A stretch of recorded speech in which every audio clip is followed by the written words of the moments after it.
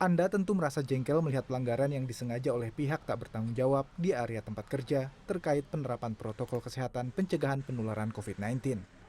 Nah, aplikasi bernama Jakarta Kini atau Jaki mungkin menjadi solusi masalah Anda. Aplikasi Jaki berbasis Android ini bisa diunduh melalui Play Store dan mempunyai fitur bernama Jak Respon di menu utama.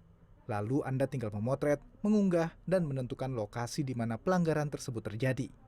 Selain itu, Anda juga bisa memantau apakah laporan Anda sudah ditindaklanjuti oleh pihak berwajib seperti Satuan Polisi Pamong Praja dan Dinas Tenaga Kerja DKI Jakarta. Bagus sih, kalau nggak terkontrol sama pemerintah, kita bisa laporan sendiri gitu. Bahwa di pekerjaan kita ada kapasitasnya lebih dari 70% bisa lapor ke pemerintah langsung, jadi langsung bisa ditindaklanjuti gitu.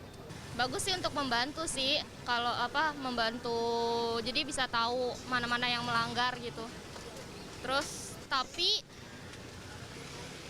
ininya sih ya kurang sosialisasi aja ke sosial media gitu. Jadi banyak yang belum tahu tentang aplikasi ini. Menurut saya sih bagus sih kalau ada laporan gitu biar cepat ditindaklanjuti dari pemerintahnya, dari Pol PP-nya gitu ya. Ya, dari itu biar cepat ditindaklanjuti. Kita juga bisa lapor kalau misalnya ada keramaian.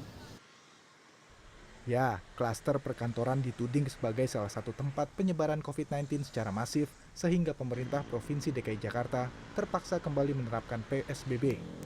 Bahkan berdasarkan inspeksi mendadak Pemda DKI Jakarta ke beberapa perkantoran mulai 14 hingga 28 September lalu, terdapat kesan beberapa manajemen perkantoran berusaha menutupi dan menyembunyikan fakta jika terdapat karyawan yang positif COVID-19 maupun pelanggaran aturan PSBB pengetatan. Berdasarkan keterangan Kepala Dinas Tenaga Kerja, Transmigrasi dan Energi DKI Jakarta, Andrian Syah, pihaknya telah melakukan sidak ke 287 perusahaan dan perkantoran. Hasilnya 37 perusahaan terpaksa ditutup sementara dengan rincian 17 perusahaan terjadi kasus positif COVID-19 dan 20 perusahaan melanggar protokol kesehatan pencegahan COVID-19. Ya, masih banyaknya perusahaan atau perkantoran yang masih menutup-nutupi atau ngumpet-ngumpet. Jadi kita punya SOP pengendalian pencegahan, ternyata kantor tersebut kalau saya lihat dia punya SOP. Kalau seumpamanya ada petugas datang, tuh saya sudah bilang sama mereka, nggak usah ditutup-tutupin Pak. Saya A sampai Z-nya itu saya tahu, karena itu dia yang saya katakan tadi, pelaporan Jaki itu. Andrian Syah menambahkan, untuk memperkuat penindakan pelanggaran protokol COVID-19 di perkantoran, pihaknya mengaku sedang menyusun peraturan daerah yang segera diserahkan ke DPRD DKI Jakarta untuk dibahas Senin depan.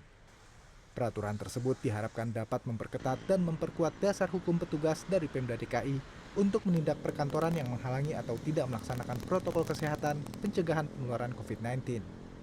Tim Liputan CNN Indonesia.